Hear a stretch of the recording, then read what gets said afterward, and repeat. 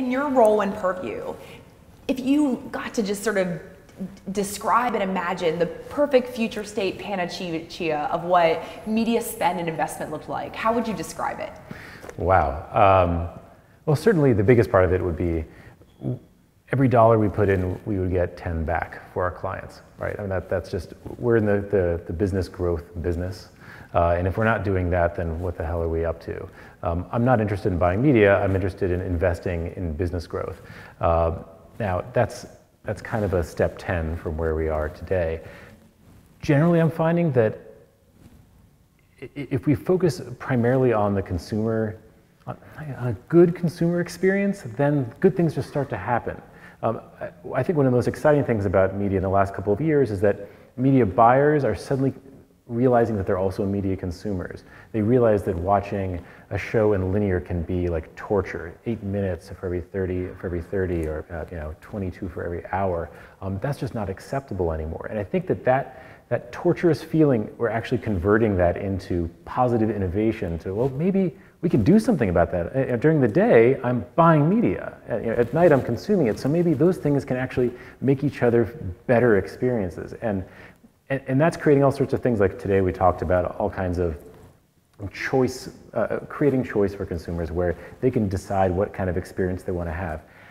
I'm not as bullish on that as I'd like to be, because I kind of feel that most media is still consumed on a passive basis, and people just don't want to have to make any effort whatsoever. This is why voice activation is working so well, because it's actually the only thing easier than picking up a remote and pressing buttons.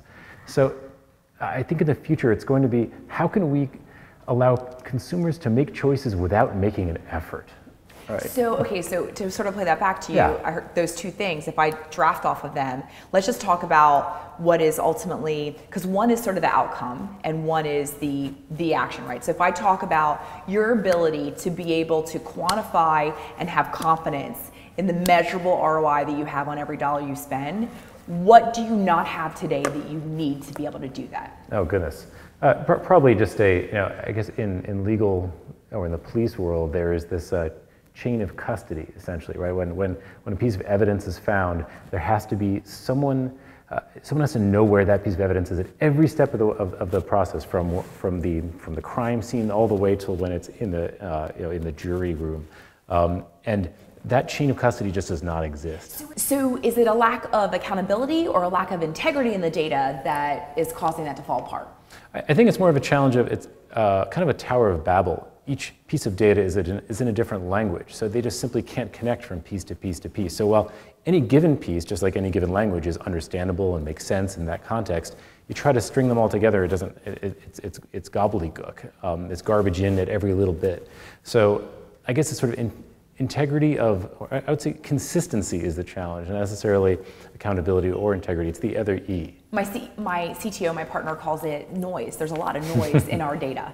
And so that's the hard part. It's hard to hear the signal when there's so much noise, sure, if you will, right? So, okay, so ideal future state, let's say we address those. Is it 3 years, 5 years, 10 years? Is this just gainful employment until you're ready to retire? What is it? Media consumption has dramatically changed, yet the advertising business has not. And that gap is terrifying to some. It's an incredible opportunity for advertisers, for businesses, but it's tough for established companies that have been doing things the same way for a long time. I think that there will be a certain amount of media that's bought and sold the same way it has been for many decades to come. But that one day we will wake up and find that is not the part that matters anymore. I think that will probably happen in 10 years. 10 years ago was 2008. Things weren't that crazily different in 2008. We had YouTube, we had Facebook. We didn't have Snapchat, but for the most part, we would recognize it. And I think we would recognize 2028 just about as well as we would 2008.